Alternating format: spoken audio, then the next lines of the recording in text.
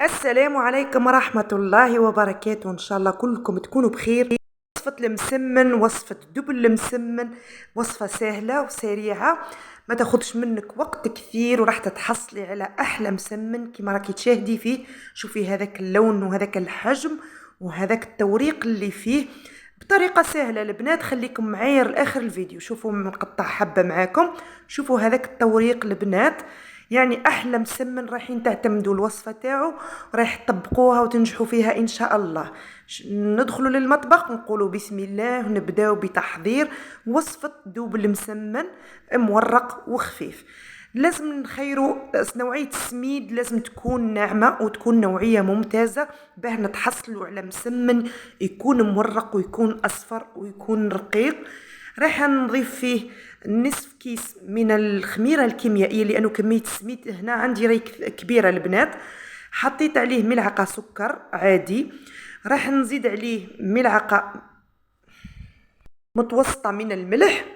ها هي تقدري تضاعفي الكميه، تقدري تديري نصفها حتى تشوفي الوصفه كيف راح تجي. هنا المكون اللي راح نضيفه هو الخل الابيض. نضيف كما راكم تشاهدوا ملعقه كبيره فقط. المسمن وصفه تقليديه كما كلنا نعرفوا، ووصفه تجاريه خاصه مع المقاهي والمحلات الكبرى من المنزل.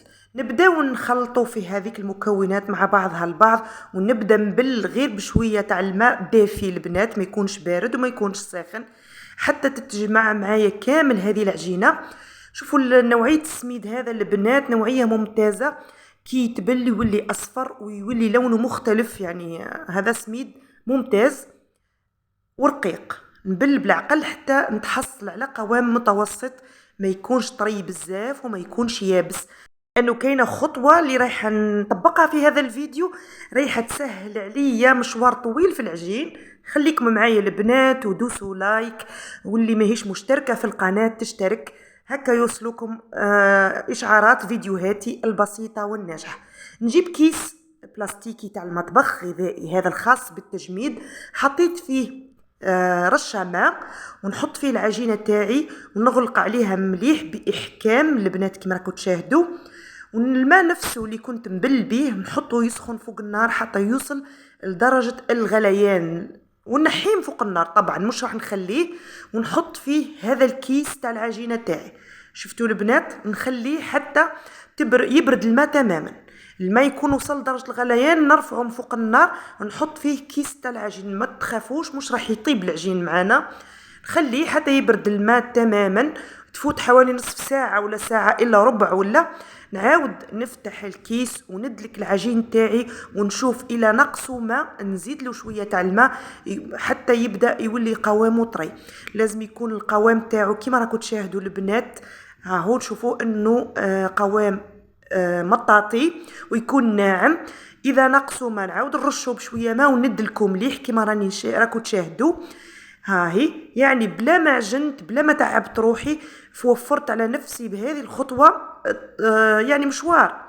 بعد ما نتحصل على العجينه ناعمه وطريه ومطاطيه، نجيب كميه من الزيت، ندهن بلاطو، ندهن يديه، ونبدا نكور كويرات متوسطه كما راكم تشاهدوا، ونحطها في البلاطو هذاك وحده حذا وحده.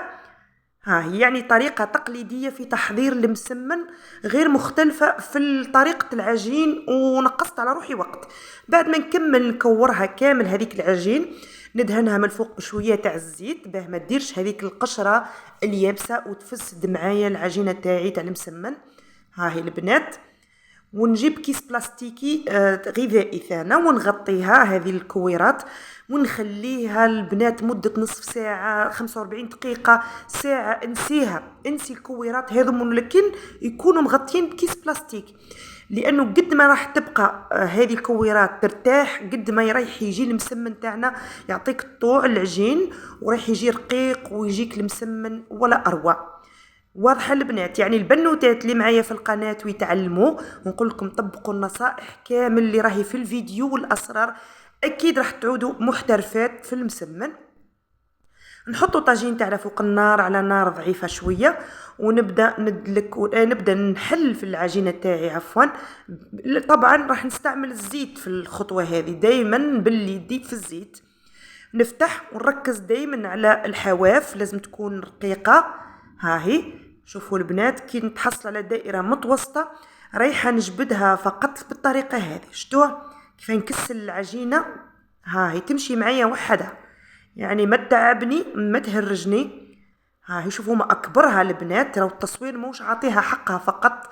يعني الدايرة هنا راهي تكسلت ولات كبيرة، تقريب 80 سنتيم في القطر ولا تقريب. ومن بعد نرش شوية زيت في الوسط، نرش كمية فقط قليلة، احنا نحاول دايما نسيطر على الحواف. رشيت كمية من الزيت ونثني العجينة تاعي على شكل ظرف أو أنفلوب. هاهي دايما نسوي كي نشوف جهة خشينة نحاول نبسطها، وهكذا حتى إذا تقطعت لك ما تخافيش منها. هاهي ثنيتها كأنها ظرف على 4. شوفوا الحجم تاعها البنات ما أكبروا. نحطها طيب كي تبدأ تتنفخ شوية نقلبها، وهكذا. نزيد نحل وحدة أخرى معاكم البنات باه تشوفوا وباه تتعلموا معايا في هذا الفيديو. البنات يلا ديروا بارتاج للفيديو، ديروا له لايك، خلوا الفيديو يطلع بكم وبتفاعلكم. واللي عندها سؤال تخليه لي في التعليقات البنات، مش عيب كي نتعلموا من عند بعضنا البعض. هاي نفتحها ومن بعد نكسل العجينة بهذه الطريقة. واضحة البنات؟ كي نشوف جهة خشينة نبسطها ما نخافهاش. واضحة البنات؟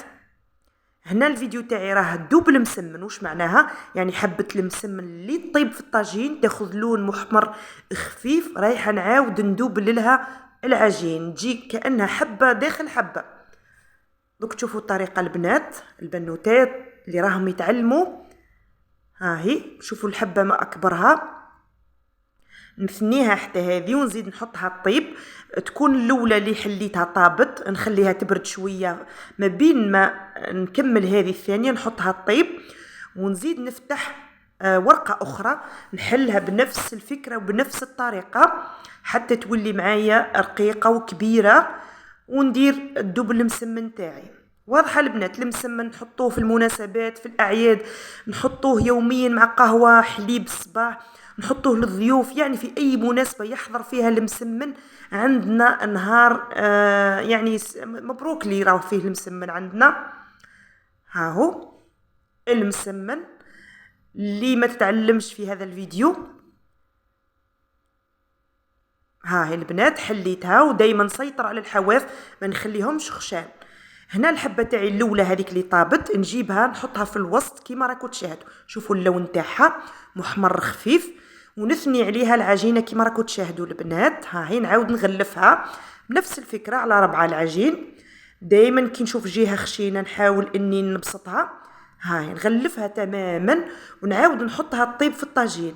تجي البنات ما نحكي لكم تجي ولا اروع، خاصه كي نحطوا معاها شويه عسل، ولا نحطوا معاها شويه زبده حره، ولا مربى خادمينه في المنزل. ما نحكي لكمش البنات، يعني دبل مسمن، يعني حطوه غير العزيز عليكم. هاهي نغلفها الحبه ونثنيها. هاهي بعد كي يطيبوا البنات نخلوهم يبردوا تماما ونحطوهم فوق بعضهم البعض ونغطوهم بالكيس الغذائي البلاستيك ونحطوهم في المجمد يبقاو معانا الوقت اللي نحبوا نجبدوا نسخنوا منهم. هنا حبيت نوريكم كيف راني نطيب فيها. نحطها يبدو يتنفخ فقط ونقلبها، ما نخليهاش حتى تطيب تماما، ونبقى نقلب فيها حتى تاخذ اللون اللي حبيت نوصل له، لانه كاين اللي يطيبوه اصفر، كاين اللي يطيبوه محمر كيما انا هكا. هاي دبل مسمن راهي حاضر معايا. شوفوا الحبه والحجم تاعها، وشفتوا معايا التوريق تاعها اللي في اول الفيديو. نتمنى من عندكم فقط جامل الفيديو بارطاج البنات، بارطاجوه، خلوا الفيديو يطلع وشوفوه اكبر عدد ممكن. وصفتي اليوم هي دبل مسمن بعجينه بلا عجين بلا دلك بلا تعب، يوالم البنات اللي يتعلموا ويوالم من نساء الخدامات ويوالم صاحبات المشاريع. دمتم في رعايه الله وحفظه. الى